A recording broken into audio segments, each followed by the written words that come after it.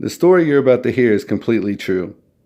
During the mid-'80s, we moved to Englewood apartments when I was probably like 6 or 7 years old, and at that time shit was crazy out there, and it wasn't long before we started hearing stories and rumors about the Englewood man. What is up, everybody? This is Mack Malone. As you see right now, we are at the corner of Englewood and Waukomis. I'm gonna take you back through my childhood, tell you some wild shit. Let's go. So as you can see, the neighborhood looks quite different now than it did back when I was a kid. My first encounter with the Englewood man was right here. In this very area right here. I was about 6 or 7 and we was out there. I was living in this building right here behind me on the bottom floor to the right. And we was out here in the street and this car pulled up. The very first time I saw him, he pulled up in a car. And they had this little thing called Northland Wrestling, and we were little kids and I used to love it, and I wanted to wrestle at Northland. So he pulls up and he says, "Can anybody tell me how to get to Northland?" And I said, "Oh yeah, I know where that's at." And I walked up to the car, and as I walked up to the car, I looked down and all he had on was a shirt. He was completely naked, just flicking it, playing with himself. I immediately told my brother, who told the rest of my friends. One of them ran off screaming, "Pervert!" My mom and stepdad at the time called the cops. They came, and once again, this guy eluded everybody. They never caught up with him. The very next time that I'd run into him is going to be in this building right here behind me. So the next time I saw him, I was down here playing in the hallway. And these doors actually weren't here at the time. They've redone all this. But I was in this hallway. I lived in that apartment right there on the bottom floor. And he came through that door and grabbed me and picked me up and dragged me through this hallway, and I was kicking and screaming. My stepdad at the time was like 6'5", 300 pounds. He came out, "What the hell you doing to my son?" That was the only time I ever heard him refer to me as his son. And the guy got scared, dropped me, and ran off and ran out this door right here. Things have changed dramatically around here. This tree line right here, there used to be a big tree right there. We had a clubhouse.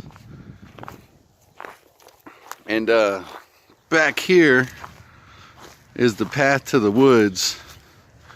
Now it kind of looks like it's been blocked off. And this guy terrorized this neighborhood for years, for decades. We moved out in 1995, and I've heard rumors of him being here as late as 2007, 2008. This right here, what we're walking up on right now, is the trail. It looks like they got the trail blocked off. This right here used to be a trail going down into the woods. Now it's all overgrown. You can't even see the trail anymore. There was always a lot of crazy shit going on in these woods. Not only did we have this perverted motherfucker jumping out, over the years, there had been several kids that have disappeared back here. And I'm actually going to take you to a spot where a body was found. Now, like I said, several children had went missing and they never found this guy. I'm taking you right here over this cliff right here. If you look down there by where the roots of that tree is, where that little blue, guess it looks like a little blue thing down there. Down there at the bottom of this hill is where they pulled out, right about where that blue bag is, they pulled out that boy's body. They actually recovered the body here in one of the kids. But like I said, this guy was never caught. Nobody ever got close to him unless he wanted you to. And who knows where he's at. I doubt he's still out here. But along with all the supernatural shit that went on around here, the trains in the middle of the night, the drums, the bloody animal parts, and anybody who's been down here and who has lived down here will tell you and will back these stories up. This guy was a sick fuck. These men were sick fucks. It's kind of overgrown now. I don't know what happened to that trail. There's still some of it. So one of the times I saw this motherfucker, I was down here and he appeared up there on that hill. Right up there on that hill. And I was walking up this trail behind me. And I looked over and this motherfucker was over here standing on top of that hill looking for me. I guess he saw me come down here and he followed me down here. There used to be a cliff up here. Everything's like crazy overgrown now. This looks nothing like it used to. As you can tell over here, they built something. But here's the cliff right here. This is the creek. It looks much different than it used to. Much different than it used to. He was down there on that creek bed and I was standing right here and he saw me and he turned around and he started running at me. Me and my friends took off. That was like the third or fourth time I would see him. We were walking through the woods and we found the deer skulls inside a pentagram. And there was a satanic house back here in the middle of the woods. This park right here had no lights. In the middle of the night, you come up here at like 2 in the morning, you couldn't even see your hand in front of your face. This guy would just pop up out of nowhere and he'd flash you. And then he'd take the fuck off. Along with everything else that was going on out here in the time frame, the mid 80s to the 90s. You know, Englewood was full of drug addicts and full of just crazy motherfuckers in the 90s. I used to run through these woods as, you know, a 6-7-year-old kid. Now coming back here as a 42-year-old man, it seems kind of spooky. They used to have the buffaloes over at the Indian Park. They now knocked that down and made that an ice skating ring. But this motherfucker has chased us from Englewood Apartments all the way to Line Creek Park on several occasions. And the police never caught him. Sometimes I wonder what happened to the Englewood man. Maybe he's still out here. Who knows? And our parents didn't know none of this. You know, we never told our parents about this type of shit. Shit, there was times where we went looking for him for fun. We would find him, we would pelt rocks at him, we would shoot fucking pellet guns at him until he started chasing us. Then we got the fuck out of there because, you know, we were 6-7-year-old kids. This was a full-grown, big, fat white guy. Probably early 40s, curly hair. At least the one I saw. Like I said, there's been reports of several of them out here. This area right here is where the picnic table was. They've since removed it. One of the last times I saw him was on this picnic table that was out here. The whole nostalgia of this is just crazy. I haven't been down here in 30 years. So I had a friend in middle school. Last time I saw him, he beat the shit out of some kid in the front of Plaza. He went home and he played basketball and he told his mom that he wasn't feeling well. And he went home and he died. He had a brain aneurysm. And they planted a tree for him. I remember when they planted this tree out here, and now it's overgrown, it's huge. So I wanted to stop by that and show you the memorial for my friend Matt Fowler. And here we are. This was put here for Matt, 1995. Exceptional athlete and friend. The dude was a baller, man. That was the white Michael Jordan right there. I'm about to take you over to the little store and show you the creek that went back where the satanic cult used to hang out. So the second time that we moved here, we moved into this building right here in front of me. If you look at that top window on the top right, all the way to the right, that window right there, that was my bedroom window. All right, let's go to Line Creek. There was a tunnel over here in the woods, and it went underneath this parking lot all the way to the other side. I guess it was like a sewer. It was a sewer is what it was. We went down there and we set that motherfucker on fire. Had smoke coming out of both sides. Our parents got called to the office, and we got in trouble for that shit. We used to run all through these damn woods. Like I said, back in that time, there was a lot of crazy shit going on here. So you got this parking lot. I mean, you already see that. You see the yellow tape up, right?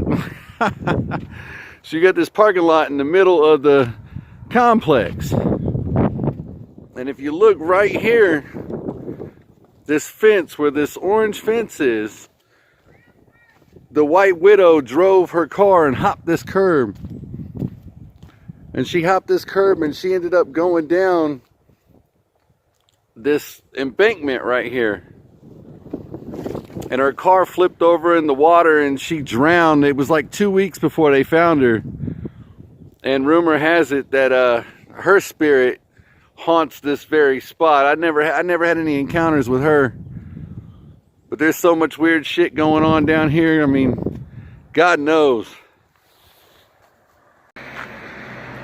This right here is the little store that I told you about earlier. It's right here off of Waukomis. If you walk back here, you'll see this road and this trail going back here. They got it all blocked off now. There was a satanic cult. They used to hang out back here, and there was kids being abducted. There was animals being killed. There was all kinds of wild shit going on. I'm about to take you up here to the bridge. It was like a little creek. I'm not sure what's back here anymore.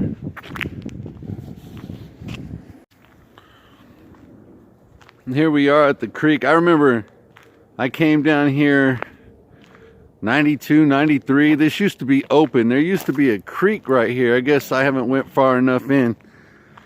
But I came out here and there was blood all over this road. It looked like something had been killed and been dragged through here. I went home. I told my friends about it. We returned the next day and it was gone. I'm telling you, it's a lot of wild shit, unexplainable shit that just nobody can explain. And you can imagine back in those times, back in the 80s and 90s, you know, there were no cell phones. There was, you know, none of this technology that we have now.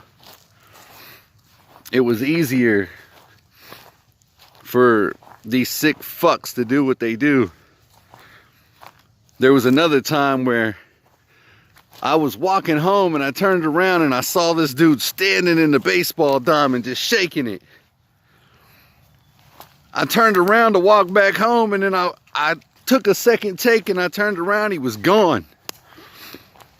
That mystique about him being a ghost, man, I'm telling you. Everybody was baffled. And what's crazy is none of the adults ever saw him. It was only the kids. As far as I know, he would only show himself to us. And we stayed in the woods. You know, we grew up in a time where you come home, you throw your bag down, you go out and you play till the street lights come on. And we're back here playing in these woods as 6 and 7 year olds,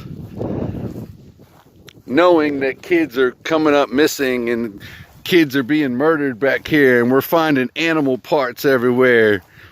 We're hearing chants and drums and satanic chants in the middle of the night. We're hearing a train run right through our backyard, and there's no fucking train track anymore.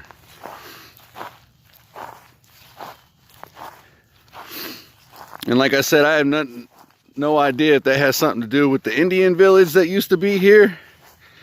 God knows what kind of craziest sacrificial fucking shit went on out here back in the 1800s. I mean, You know, there's probably spilled blood where I'm standing right now. But I'll tell you what, I've seen a lot of evidence of supernatural shit back here. And like I said, I told you the story about the white widow that crashed her car into the lake on her wedding night. Went right through the fucking fence. Drowned in her car. And I know of several stories of bodies being pulled out of these woods. So I got one more stop. I'm going to take you over to Line Creek, where the Indian Museum and the buffaloes and everything used to be. I'm telling you, I spent the good majority of my childhood in these woods back here. Looking at it today, I don't even recognize half of it. And here we are. When I was a kid, this was all fenced in, and there was real buffalo out here. And you could actually walk up and like pet them through the fence, and there was live buffaloes. Now it's like a community center, pool, and ice skating ring. If you look over here where that structure is in the back, this playground wasn't here either. The structure in the back, there used to be an Indian museum. This was an archaeological preserve, I believe 1961. The owner that kept mowing, and he kept finding artifacts, and quickly realized that this was an Indian campsite. It was a city. Imagine a whole Indian village being out here. And they made a museum, and they put it back there where that structure is. Right in between that tree line and this playground. They tore all that down. They built a train and a community center here now. It's much different than how I remember it. And there you have it. Took you on a tour of my childhood home, my childhood playground, all the weird shit that's happened back here, and God knows what else has happened back here. That's just what I'm aware of. All the spirits, all the blood that was spilled back here. I can just imagine an Indian city out here, and like wars raging through Missouri, all the different Indian tribes fighting for land. I'm sure there's all kinds of fucking spirits out here, and supernatural shit, demonic entities, all kinds of blood on this ground out here. This is a very iconic area. With this Mack Malone, I'm signing out. Catch y'all on the next video. Peace.